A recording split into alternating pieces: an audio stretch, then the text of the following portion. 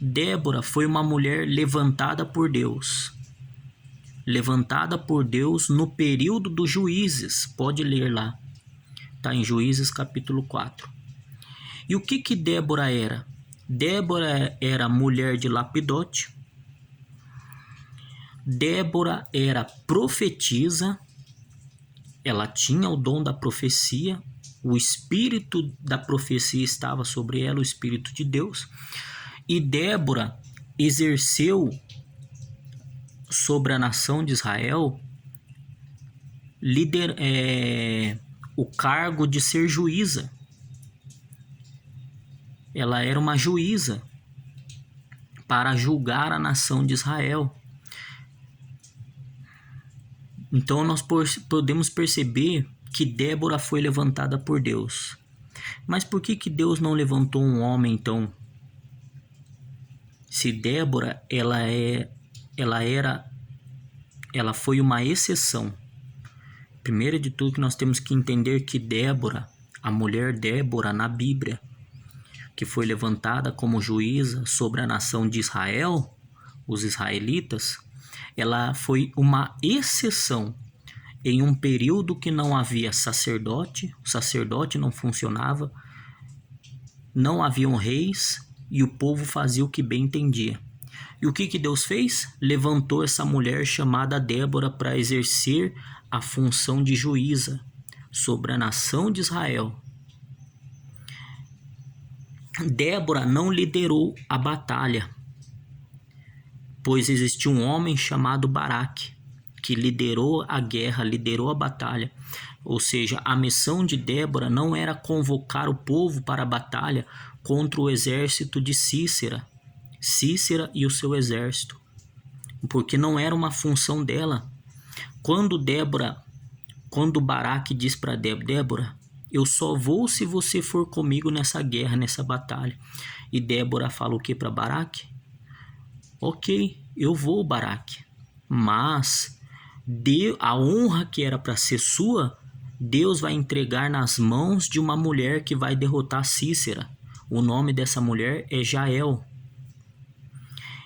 E Débora foi. Perceba que a liderança estava sobre o homem chamado Baraque, de convocar o povo de Judá, o povo de Israel, contra o exército de Sísera e vencer a batalha. Débora havia profetizado que Baraque iria vencer a guerra, iria vencer a batalha porque Deus estava com ele e com o exército do Senhor. Ela não liderou. A liderança estava sobre um homem chamado Baraque. Outro exemplo na Bíblia é a rainha Esther. Esther foi uma rainha. Se você for ler o livro de Esther, você vai ver o quão essa mulher foi usada por Deus. Ela exerceu a sua função de rainha. Ela não exerceu uma função de liderança sobre os homens. Ela não exerceu nenhum tipo de liderança. Ela exerceu seu papel de rainha do rei. Nós vemos uma outra mulher chamada Uda, que era uma profetisa no reinado de Josias. Uma mulher muito usada por Deus, que tinha o Espírito Santo e que profetizava as coisas de Deus. Nós temos também em Êxodo capítulo 15, verso de número 20, uma mulher chamada Miriam, que era irmã de Arão e Moisés. Miriam era uma profetisa, uma mulher muito usada por Deus. Deus usava ela poderosamente na profecia, no dom de profecia, de revelação. Até aí no Antigo Testamento, essas mulheres não exerceram nenhum tipo de liderança, elas não exerceram nenhum ofício de sacerdote. Já no Novo Testamento, nós temos mulheres também usadas por Deus, como Maria Madalena. Nós temos uma profetisa no Novo Testamento chamada Ana, está no Evangelho de Lucas. Em Lucas capítulo 8, do versículo 1 ao versículo 3, Jesus fala de várias mulheres que ajudaram ele no ministério. E essas mulheres, sabe o que elas faziam? elas serviram a Jesus Cristo e os seus discípulos com os seus bens materiais, na propagação e na divulgação do crescimento do Evangelho para ganhar vidas e para ganhar almas. Essas mulheres não exerceram nenhum ofício de liderança e de sacerdote. Perceba que Jesus escolheu 12 apóstolos para estarem com ele. Mas as mulheres não são importantes no Novo Testamento. No Antigo Testamento eu já falei de muitas mulheres importantes que fizeram grandes coisas, grandes trabalhos na pregação do Evangelho e que também fizeram grandes obras na sociedade. No Novo Testamento nós temos muitas mulheres, como eu citei algumas. Paulo, em Romanos 16, cita pelo menos 10 mulheres que ajudaram ele na pregação do Evangelho. Ele cita Trifena, Trifosa. Ele cita uma mulher que era diaconisa, o nome dela é Febe. Ele cita Priscila e Áquila. Priscila era esposo de Áquila. Priscila era esposa de Áquila. Então, essas mulheres, elas fizeram grandes coisas para Deus, mas nenhuma delas foram chamadas para o sacerdócio, o pastorado. Então, para responder essa questão, eu vou dizer que o pastorado feminino não é bíblico. Paulo também cita em em Coríntios, capítulo 11, versículo 5, 1 Coríntios 11, verso 5, ele fala de mulheres que profetizavam e oravam. É claro que a mulher pode profetizar, a mulher pode cantar, a mulher pode orar, mas a mulher não pode exercer o pastorado. A mulher não pode liderar sobre uma igreja. A mulher não pode liderar sobre os homens. A mulher tem que exercer aquilo pela qual ela foi chamada. Em 1 Timóteo, capítulo 2, versículo 12, sabe o que está escrito lá? Não permito que a mulher ensine e nem exerça a autoridade de homem, porém esteja em silêncio. Se a mulher quer aprender, depois do culto, chegue para o seu marido, para o seu esposo e humildemente, na simplicidade, na humildade, fale com o seu esposo e com o seu marido, dizendo: olha, tal coisa eu não entendi do culto, eu gostaria que você me explicasse, me ensinasse.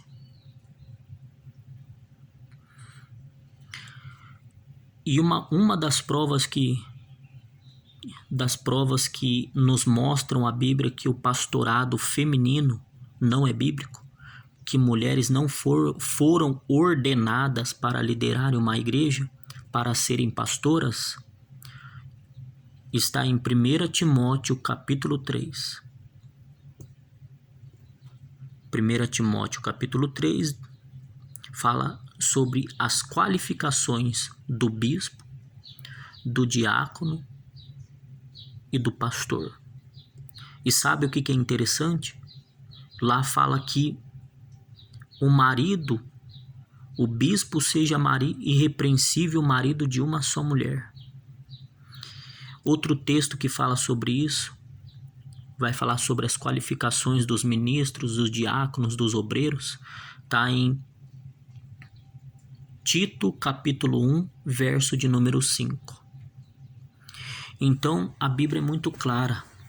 A Bíblia é muito clara. Então, você, mulher, que se declara pastora, saiba que não existe pastora na Bíblia. Nenhuma mulher foi ordenada por Deus para exercer cargos de liderança, de liderar sobre os homens. todas as mulheres que eu acabei de citar foram importantes e continuam sendo importantes até hoje, no dia em que nós estamos vivendo. Então, o pastorado feminino não é bíblico. Igrejas que consagram mulher para ser pastora, mulher para liderar uma igreja, estão em desacordo não com o meu evangelho, mas com o evangelho do nosso Senhor e Salvador Jesus Cristo. Porque a Bíblia está aqui para ensinar. Ela está ali para nos aconselhar e nos orientar a respeito da verdade, a respeito do evangelho. Então, o pastorado feminino não é bíblico. A Bíblia deixa muito clara, bem claro esse assunto, entendendo que o homem e a mulher, ambos são importantes na pregação. Isso não significa que a mulher não pode pregar. A mulher pode pregar, a mulher pode louvar, a mulher pode profetizar, a mulher pode ser professora de uma escola dominical, a mulher pode pregar para outras mulheres, mas a mulher não pode ser e nem exercer o pastorado, porque o pastorado, ser líder de uma igreja, foi dado aos homens e não às mulheres. Isto é o que a Bíblia ensina, é o que a palavra de Deus ensina, é o que a palavra do Senhor nos revela. E em 1 Coríntios capítulo 11, versículo 3, está escrito assim: porque o homem é o cabeça da mulher, e o cabeça do homem é Jesus Cristo, e o cabeça de Jesus Cristo é o próprio Deus. O marido é o cabeça, o marido é o cabeça do lar, o marido é o responsável, o marido é o cabeça, o marido é o chefe dentro da sua casa, tanto na igreja quanto no próprio lar. Essa é a responsabilidade. Isso é o que a Bíblia ensina. Mulheres, não entendam e não interprete de que Paulo é machista, Deus é machista. Não. Paulo nunca foi machista e nunca será. E Deus não é machista, pelo contrário. Deus ama todas as mulheres e respeita. Mas existem funções diferentes, existem ministérios diferentes que precisam ser respeitados e que precisam ser valorizados, e que as mulheres têm que entender os seus papéis de acordo com a palavra de Deus. E o marido exercer o seu papel de homem, de pastor, de cabeça, tanto no lar como a igreja. Deus abençoe, que a graça do nosso Senhor Jesus Cristo esteja conosco. Amém. Shalom.